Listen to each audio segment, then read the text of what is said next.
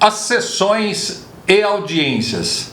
As sessões normalmente são julgamentos de colegiados. São julgamentos que ocorrem na primeira instância e também em instâncias superiores.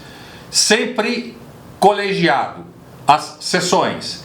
E a audiência, normalmente a audiência é feita por um juiz singular, onde tem o juiz singular, que é o juiz de direito, um promotor de justiça, com assistente ou não, e defensor, advogado de defesa.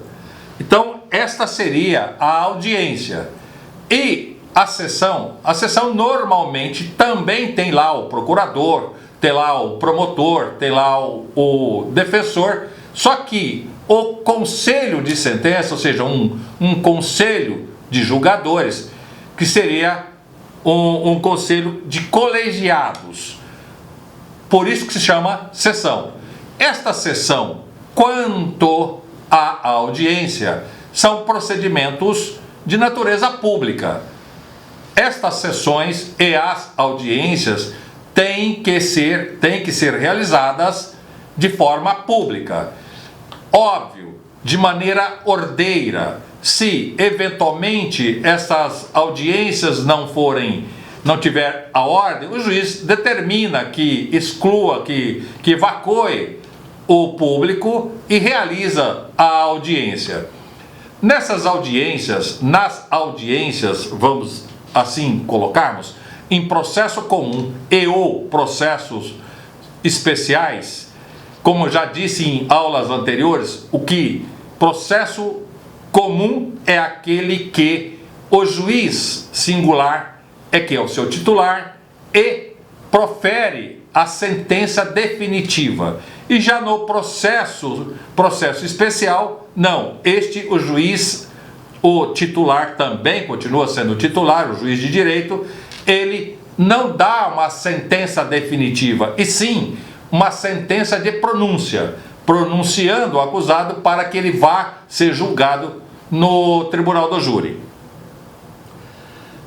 A audiência singular, ou seja, tanto faz que ela pode até ser do processo comum quanto do processo especial.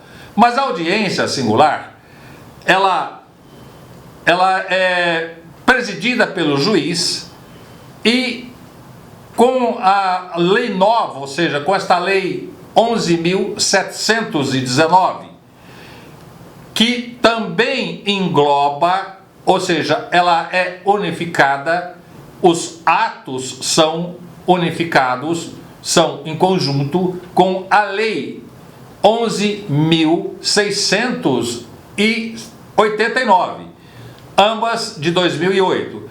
Estas duas leis mudaram o sistema da audiência. O sistema antigo era de um jeito e agora passou-se, tanto com o processo especial quanto o processo comum, ser regido por estas duas leis. A audiência modificou-se. O que modificou na audiência? Ou seja, as testemunhas que são ouvidas, primeiro são ouvidas as testemunhas de acusação, depois as testemunhas de defesa, para posteriormente ser interrogado o acusado. Se o acusado estiver presente, vir à audiência, ele será inquirido, ou seja, ele será interrogado posteriormente, após ter ouvido todas as testemunhas, seja elas de acusação, quanto as testemunhas de defesa. Também quero dizer a você que este sistema de procedimento processual trouxe prejuízo para a defesa, ao meu ver. Por quê? Porque se o acusado assiste as testemunhas falarem e falar contra a sua pessoa, começa o acusado devagar. Ele não se concentra, mesmo porque são pessoas simples. não são pessoas cultas, não são pessoas direcionadas, pensando na defesa dela. Pelo contrário, são pessoas que os fatos ocorrem na sua vida, um crime ocorre esporadicamente, ocorre na sua vida, sem que ele tenha necessidade, ou seja, sem que ele seja portador de periculosidade, a menos que tenha aquelas pessoas que são criminosos contumazes. Não estamos falando dessas pessoas contumazes. Pelo contrário, estamos falando de pessoas comuns que são levadas a serem processadas porque o crime se fez presente na sua vida sem a sua vontade. E estas pessoas, esses acusados, se perdem muito ao depois ser interrogado. Ele começa a se perturbar com o que a testemunha disse, porque ele não concorda com aquilo, não foi daquela forma, a motivação não foi daquele jeito que ocorreu. Tá, e o que o defensor tem que fazer? O que o juiz vai fazer? O que o promotor faz? O advogado, o defensor, tem o direito de falar com o acusado, ter um minuto ali, um momento para conversar com o seu cliente. Mas isto lá no tribunal do júri é muito complicado. Porque se você conversar com o acusado e o acusado se sair bem no seu interrogatório, os jurados já vão olhar para o acusado e dizer: este advogado, esse defensor é esperto, pegou tudo aquilo que as testemunhas disseram, fez um apanhado, uma síntese e colocou para o acusado se defender. Aliás, o acusado, na verdade, ele está no processo exatamente para se defender, mas vai falar isto e dizer isto para os jurados. Então, o defensor tem que tomar muito cuidado com estas circunstâncias de orientação ou não orientação, de posição com relação ao acusado, no momento em que o acusado vá prestar o seu depoimento após ter sido já ouvida as testemunhas. Agora, com relação ao juiz de direito, que seria o magistrado que está ali presidindo a audiência, para ele pouco importa. Ele não vai julgar o fato de uma forma, a não ser que seja legal, de norma, obedecendo à norma legal. Ele não vai julgar de uma forma moral, pelo contrário, vai sempre atender à forma legal. E atendendo à forma legal, ele franqueia o advogado a conversar com o seu cliente. O advogado, conversando com o cliente, entendo eu que não se deva gastar muito tempo, não se deva ali falar para o cliente: olha, não fala isso, não fala aquilo. Pelo contrário, eu acho que se tiver que fazer alguma coisa, faça antes de chegar na audiência. Só que tem um detalhe: eu tenho uma coisa que me traz comigo desde o meu primeira audiência, quando eu comecei a advogar. Lá atrás eu aprendi uma coisa, não sei com quem, com a circunstância talvez. Eu sei o que o acusado deva responder para o juiz, responder para o promotor e responder se a defesa o perguntar. Mas eu não sei quais são as perguntas que serão feitas a ele. Mas eu tenho a segurança de que tenho plena confiança de que ele tem as respostas antes de saber das perguntas. Então, os advogados, os defensores, devam ficar atentos com isto. O seu defensor, o seu cliente deva estar alertado de como são estes caminhos para que ele possa a se sair bem no seu interrogatório e fazer a sua defesa de acordo com a acusação que lhe é feita. Na audiência também modificou-se o sistema processual. O sistema processual hoje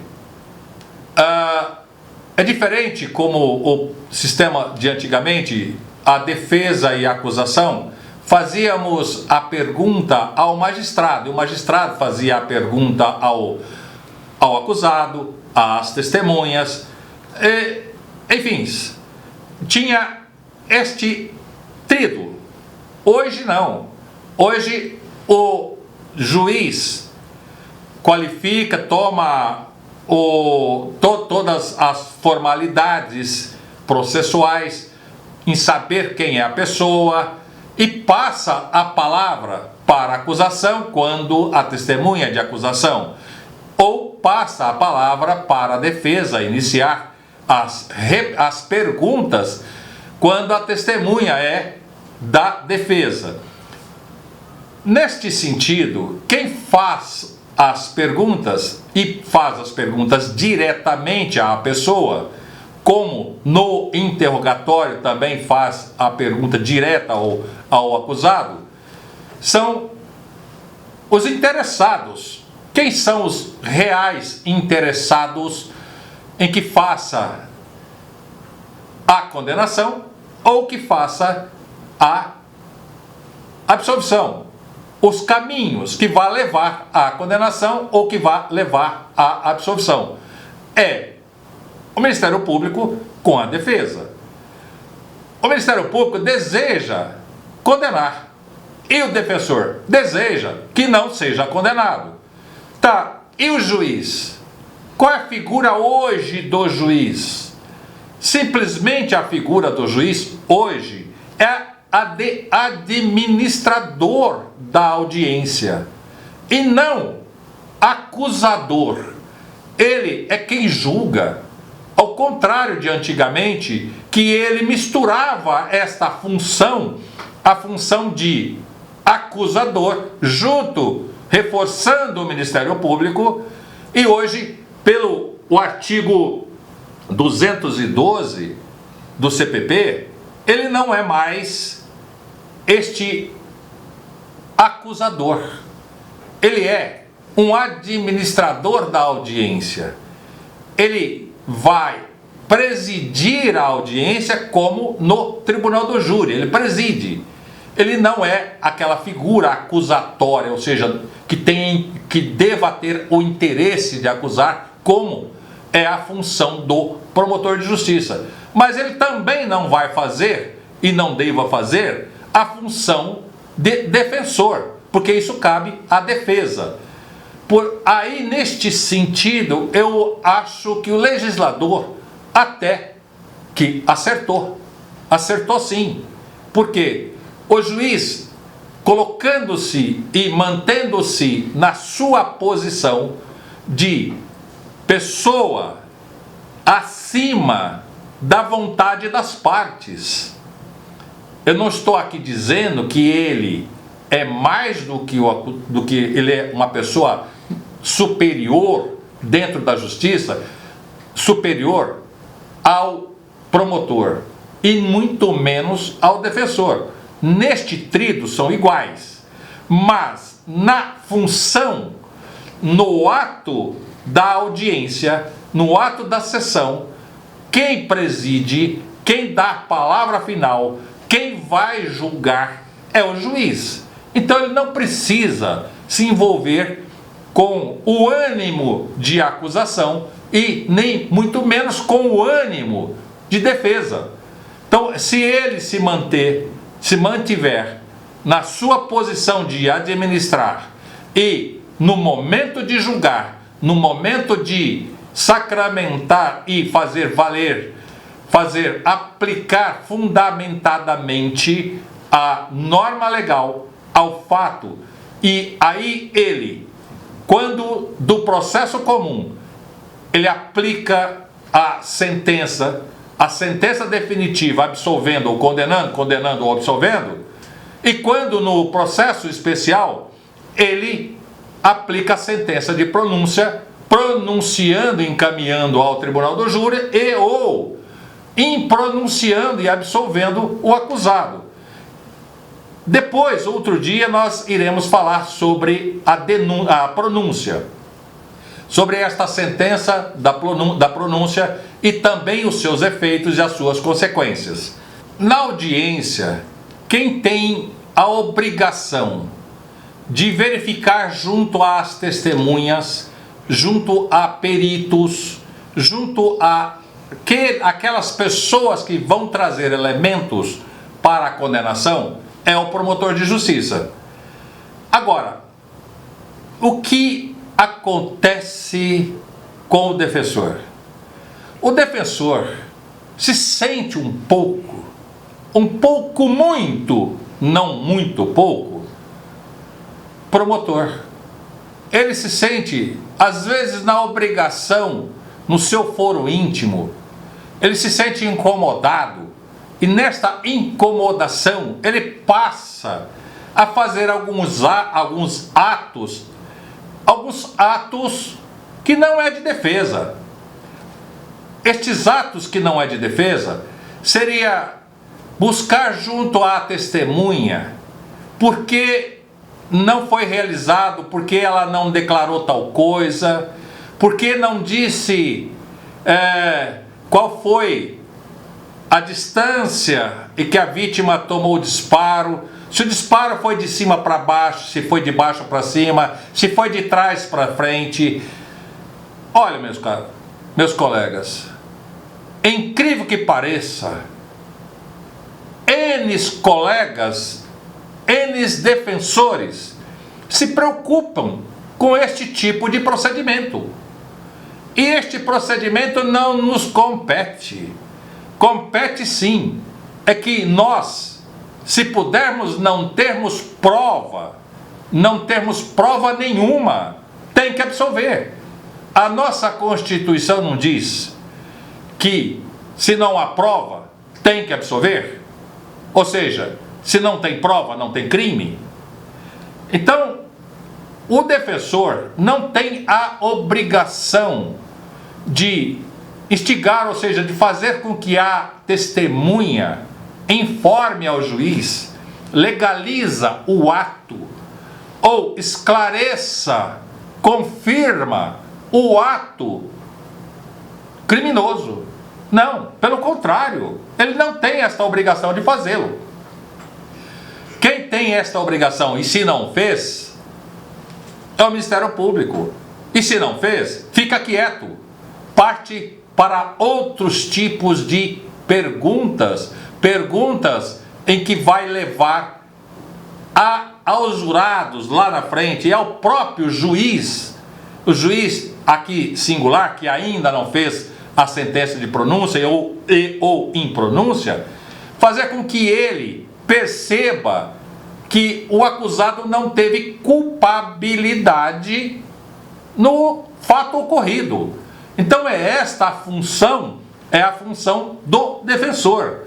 O defensor caminha neste sentido, a demonstrar ao juízo e possivelmente depois aos jurados o caminho de que o acusado não teve culpabilidade, que o acusado não foi o autor dos fatos, e se autor, executor do fato, foi após a iniciativa, estava ele não na ação, e sim numa reação, ou seja, estava preservando a sua vida.